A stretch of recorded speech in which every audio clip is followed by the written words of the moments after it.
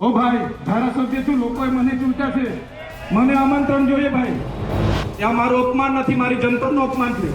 સાહેબનાજી, શર્માજી, તકલીફ આપશો તો કેમ ભાઈ તમે અમને જાણ નથી કરતા? કેમ આમંત્રણ નથી આપતા?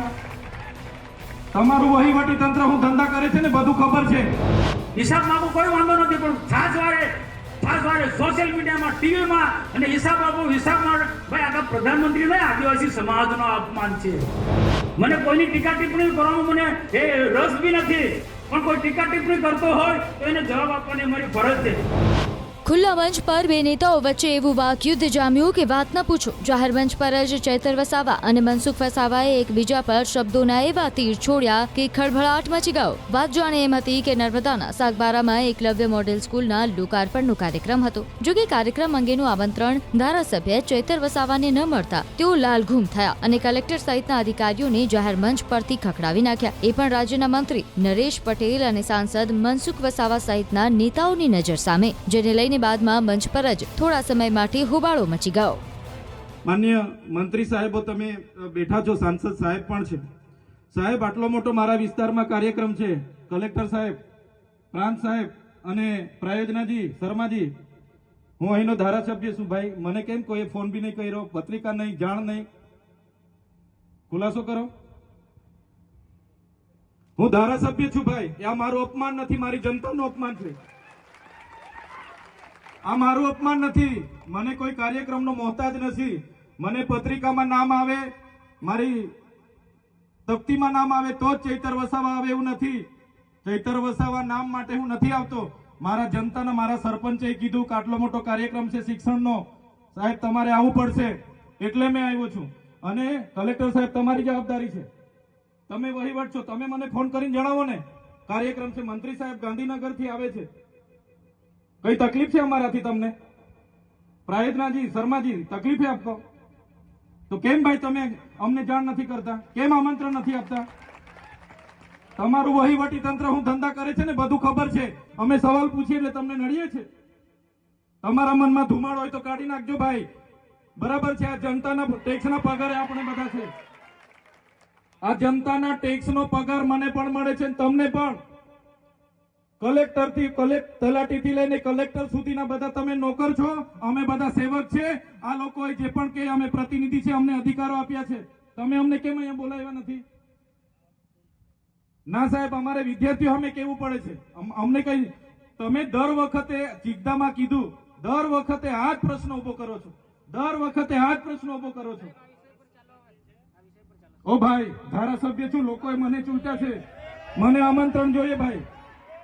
આ કોઈના પૈસાથી આ બિલ્ડિંગ નથી બની, તમારા ઘરના પૈસાથી બની છે. અરે વિષય પર તો મને આમંત્રણ કેમ નથી આપ્યું?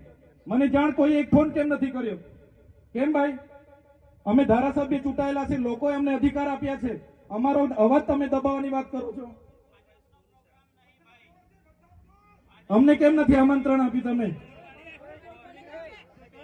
તમારે આમંત્રણ આપવું જોઈએ ને અમને. ઓ ભાઈ, બંધ કરી દેવાડો, મારા અધિકાર છે ભાઈ. તમે આવો, બંધ કરી દે એટલે આમંત્રણ કેમ નથી? બંધ કરી દે એટલે બંધ કરી